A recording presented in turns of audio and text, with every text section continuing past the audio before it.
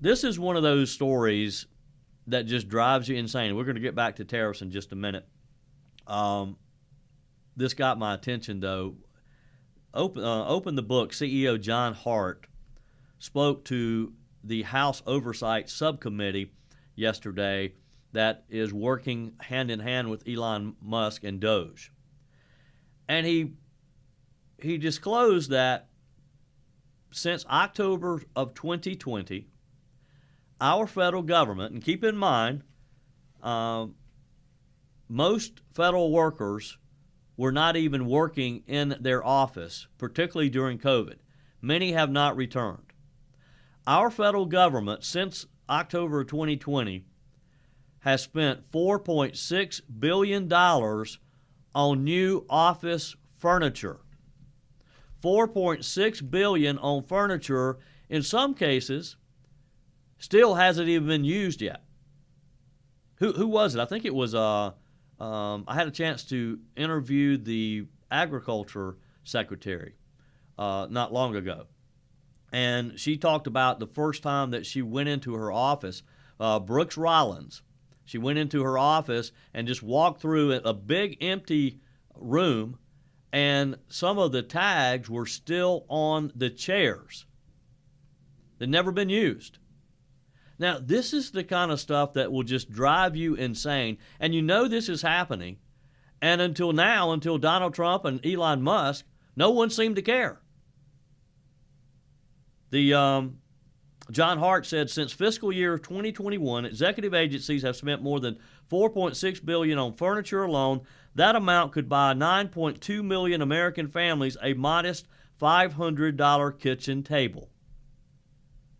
Open the Books told the New York Post that the U.S. Agency for International Development spent $4 million on furniture for offices in Ukraine, West Africa, and other African countries, where the CIA front agency decked out the office with $250,000 worth of pricey Herman Miller chairs. This is insane, and this is what has to stop. This has been going on for decades, and this is the type of thing that Donald Trump and Elon Musk, we have to give Musk credit for starting this whole movement of actually looking at where our money is going.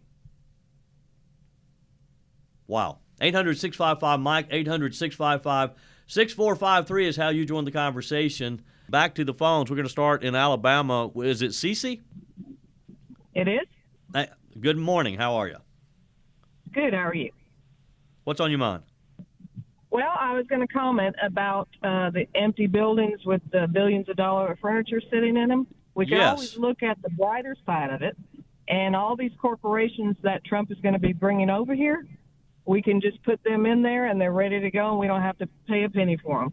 Well, that's a good way to look at it, Cece. Because, I mean, can you imagine we have all these empty buildings, people don't want to come back to the office, and the federal government is spending $4.6 billion on office furniture they know is not going to be used? Yep, well, maybe it can be now. Yep. Good idea, Cece. Good idea. Appreciate your phone call. Cindy is in Texarkana, Arkansas. Welcome. Hi, thank you. I appreciate you taking my call. I am an auditor, and that story just raised, that's the one about the furniture, raised red flags all over the place. I mean, if I was auditing an organization that had that kind of a thing, I'd be looking at who placed the order, who approved the order, and do they have any relationship whatsoever with the company that is supplying the furniture?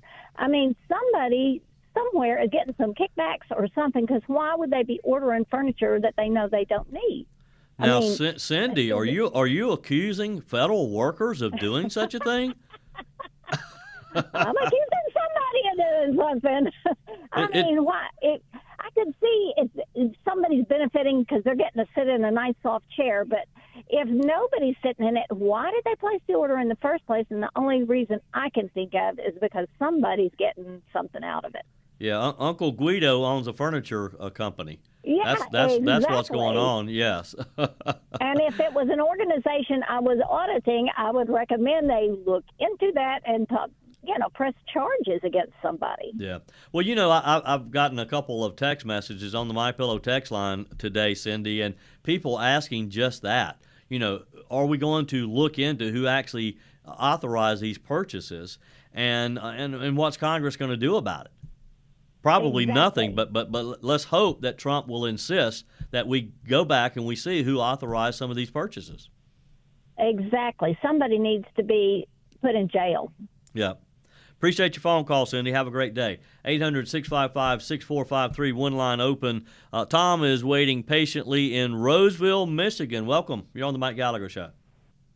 And great to talk to you. Thank you, Tom. What I see, I'm just trying to figure out, what is the Republican Party actually doing legislatively with their hands other than sitting on them? I see Trump doing all these executive orders, wonderful things going on. And, the only thing that comes to mind out here in Roseville, is the Lake and Riley Act and the continuing resolution. At least we got something, when we had Kevin McCarthy, but what is Mike Johnson? he's about as useful as a used condom up there.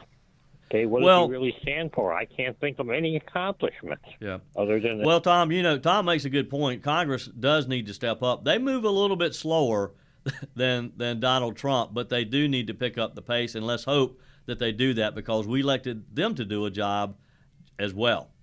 Back to the phones. Let's stay in my hometown of Greenville. Raphael. Welcome, Raphael. Thank you, Joe. Thank you for receiving my phone call. Sure thing. I just have a comment. Just regarding about the terror, what the president is doing right now. Yes. And I have to tell all my fellow Americans that we have to do it because this formula has to be worked. The history sometimes repeat again. When Ronald Reagan, our former president before, in 1982, everybody remember that. When he come together with Democrats and Republicans to fix the country.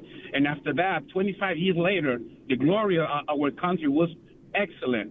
So we have to believe in our president, Donald J. Trump, that he's doing everything for our country. And we have to defend him no matter what it is because he's doing for everything for us. And this is the country need to change the formula for the new generation. We have to do it. We can't continue with the old formula where we discover a lot of when we discover a lot of things what's going on in our federal government building. So we need to fix that, and we have the president doing that for us. He don't need other things to do it. So we need to work together to protect him no matter what it is because he's doing for our country. Exactly. And the terrorists, he's coming later. It's coming. Then it's going to be negotiated with everybody. Sooner or later, he put this price. But later we have to sit because it has been abused for the last, 10 years, 12 years. So we need to come back on the table. Let's try 50 years, Raphael. Let's try 50 years. Appreciate your phone call. Yes, and Raphael's right. We got to stand behind our president because he's doing what he thinks is best for our country. As Scott Bessent, the Treasury Secretary, said a minute ago, for Main Street America. Main Street America. That's who Trump is working for. You and me, the average American. And shame on previous administrations who have allowed us to get in this position. But they did. Now we got to get out of it. And that's what Donald Trump is going to do. For full shows, live and on demand, it's Salem News Channel.